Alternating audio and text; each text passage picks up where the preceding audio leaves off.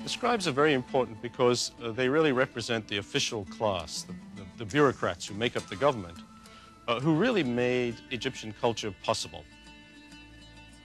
The pharaoh was the leader, but without the bureaucratic structure to fulfill what he thinks is needed, the Egyptians couldn't have achieved what they had to achieve. But it's important to remember that only maybe 5% of the Egyptian population at any time were actually literate.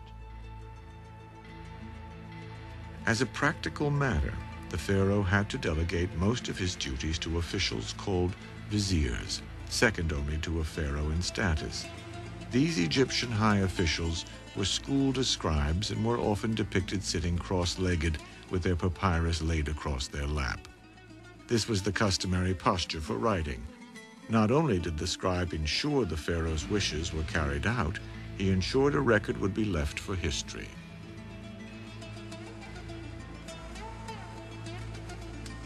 By the end of the Second Dynasty, in 2700 BC, the Wall of Lists of Abydos tells us that 22 pharaohs had reigned over Egypt since Hurrah founded Memphis, but little more is known about them beside their names and what they meant.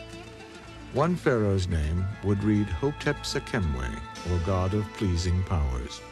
Another was Seth Peribsen, which meant simply powerful in heart. What else we know is that their burial mastabas would be built closer to the capital city, Memphis. These grew more imposing and elaborate. Some reached 17 feet high with as many as 70 chambers. The construction of ever more elaborate monuments to these pleasing and powerful pharaohs indicates increasing confidence, wealth, and knowledge.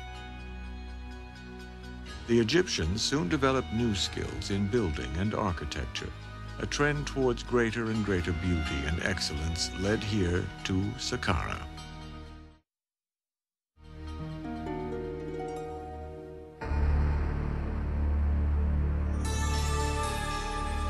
Located south of the modern city of Cairo, this remarkable stone edifice is the funerary complex of King Djoser, the first pharaoh of the Third Dynasty.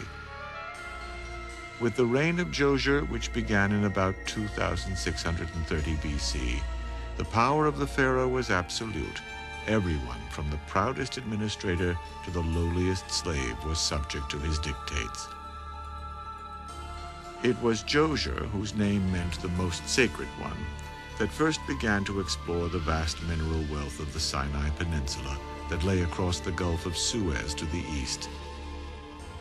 Here he would discover rich deposits of copper and turquoise that added to his wealth. He sent boats up the Nile to extend his rule and the borders of Egypt, as far south as Aswan. To proclaim his exalted status, Djoser commissioned the first pyramid ever built in Egypt, the Step Pyramid. 200 feet high, the towering six-tiered step pyramid dominates the horizon and the elaborate burial complex which surrounds it. King Djoser's burial complex is very important because it is the first monumental building built entirely out of stone, the first time in history. Even more important, it gives us the idea of how a funerary complex is going to look like in Egypt from that time on. As a burial monument, it was truly a staircase to heaven. As an architectural achievement, it pays homage to the pharaoh Djoser's mysterious chief architect and scribe Imhotep. An inscription from his period contained this tribute. Seal bearer of the king of Egypt, one who is near the head of the king, director of the great mansion, royal representative, high priest of Heliopolis, Imhotep, the carpenter and the sculptor. Imhotep, I suppose in a modern idiom, we'd call him the Leonardo da Vinci of ancient Egypt. He was brilliant. He was everything. He was second only to the king. He was the vizier, the chief statesman. He had many high titles. But who was he? We don't really know. All we know is his status at the time, that he was the genius who built the stone pyramid. The tomb Imhotep designed for the pharaoh Djoser took the old mastaba form to new heights. Imhotep actually built 6 mastabas of diminishing size, one on top of another, by assembling hundreds of thousands of white limestone blocks. The result was a monument to his king that could be seen for miles on the desert horizon. The building of this first pyramid also coincided with Djoser's choice of the sun god Re as the country's dominant deity. To honor Re, the temples adjoining the pyramids would be built with their entrances toward the east to face the rising sun.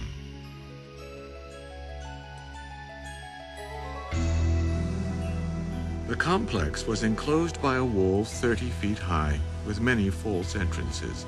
This served as a symbolic setting for Djoser's Hatshepsut festival, a ceremony that celebrated the pharaoh as a magical symbol of fertility. It involved the pharaoh stepping through a ritual course that represented the 4 corners of Egypt. Inside one of the step pyramid's galleries, a relief depicts Djoser eternally stepping through the Hatshepsut festival as his court recited a pious incantation. Lord of destiny, creating the plenteous harvest, pillar of the sky, support of the earth, leader who directs the 2 banks of the Nile. There is plenteous harvest wherever his sandals may be. The Hatshepsut festival took place about every 30 years of reign of a particular pharaoh. And it was meant to be a rather civilized way of rejuvenating life in Egypt and prosperity, and to ensure that they would have this. In other cultures, very often, they would kill the king, and then there would be a new young king coming onto the throne, but the Egyptians did not do that. They had a ritual for rejuvenation, and the king would stay in power. Djoser would reign for only 19 years, and we may never know whether his Hatshepsut court was ever used for the festival of his rejuvenation. We do know that when he died in 2649 BC, he had begun a legacy of pyramid building in ancient Egypt that would be copied and refined for 2,000 years.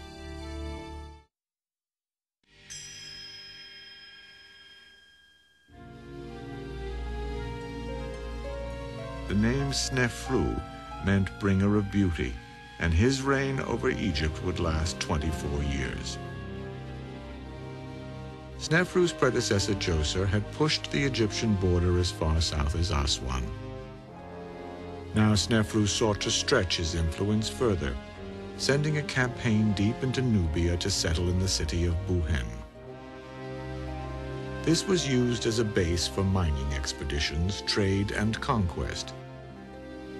He is said to have returned with 7,000 captive Nubians, presumably to use as laborers, and 200,000 head of cattle. This carving celebrates a raid on turquoise mines in the Sinai Peninsula and depicts Snefru killing an enemy. Its inscription calls the pharaoh a great god who conquers the foreign lands. Another of the chief commodities sought by the pharaoh was timber. Much wood was needed to make furniture and provide beams for the homes of the wealthy. But such trees were scarce in Egypt, and the nearest source would require the Egyptians to travel by sea. The pharaoh ordered construction of 60 merchant ships. Soon there were fleets of graceful sailing vessels en route to Byblos in Lebanon. One of Snefru's scribes would record the bringing of 40 ships filled with cedar logs. Wall inscriptions from this time also tell us that Snefru awarded estates built of cedar logs and mud bricks to his high officials, but he was careful that they were widely separated to discourage them from banding together to form their own sub-kingdom. Still, the king found time to celebrate. By all accounts, life was sweet under Snefru's rule. Egypt in the 3rd millennium BC was a land of peace and plenty. Formal gatherings of nobles were hosted by the new pharaoh and his queen. Members of the court feasted on figs and fattened ducks. These people of ancient Memphis were lovers of beauty and fashion. They wore wigs, eye paint, and fine linen robes, when they wore much at all. The ancient Egyptians also paid great attention to fragrance, because body odor was a sign of sinfulness. For this reason, cones of perfumed fat were worn on the heads of eligible women. Over the course of a long, hot evening, the cones would melt and run down over their bodies.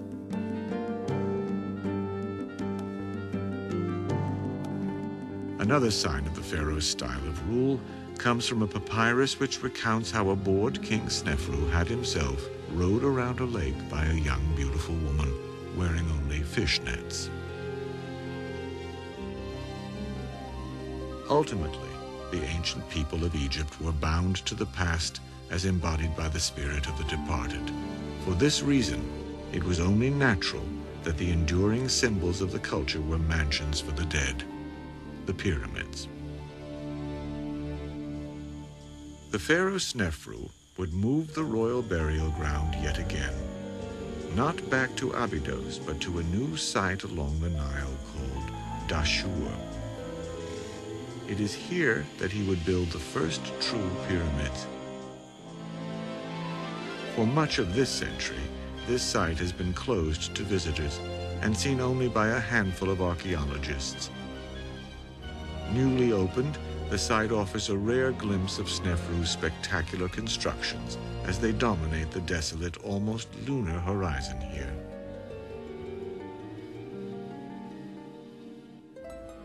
Rising 341 feet from the desert floor, this is the Bent Pyramid, the first that Snefru would have built for himself.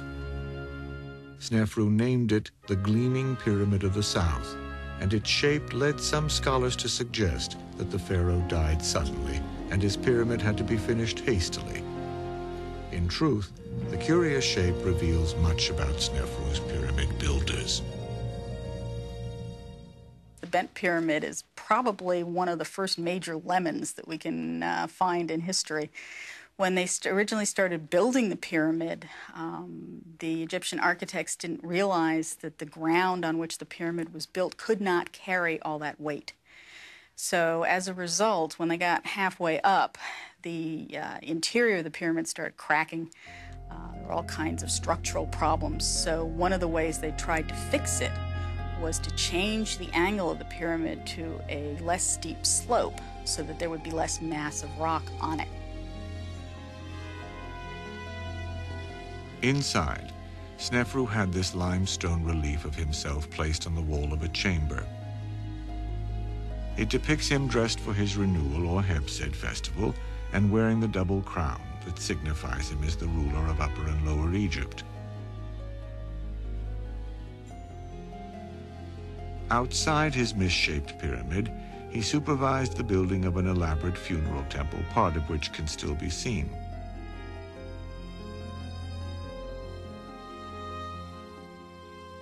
I think the pharaohs kept very close tabs on their monuments, especially their funerary monuments, their pyramids and mortuary temples.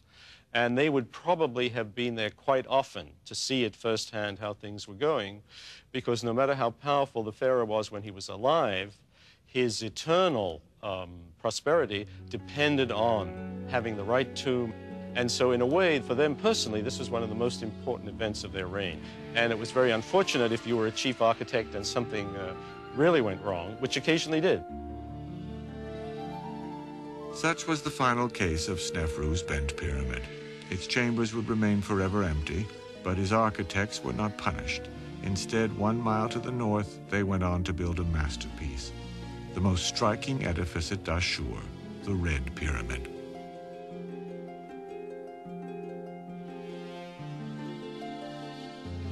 Standing 344 feet high, this is the first true smooth-sided pyramid to be built in the world.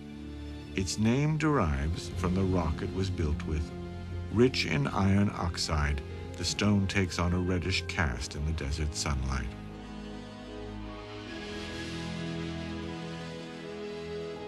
The design of the Snefru's Red Pyramid closely followed the emergence of the sun god Re as the country's dominant deity.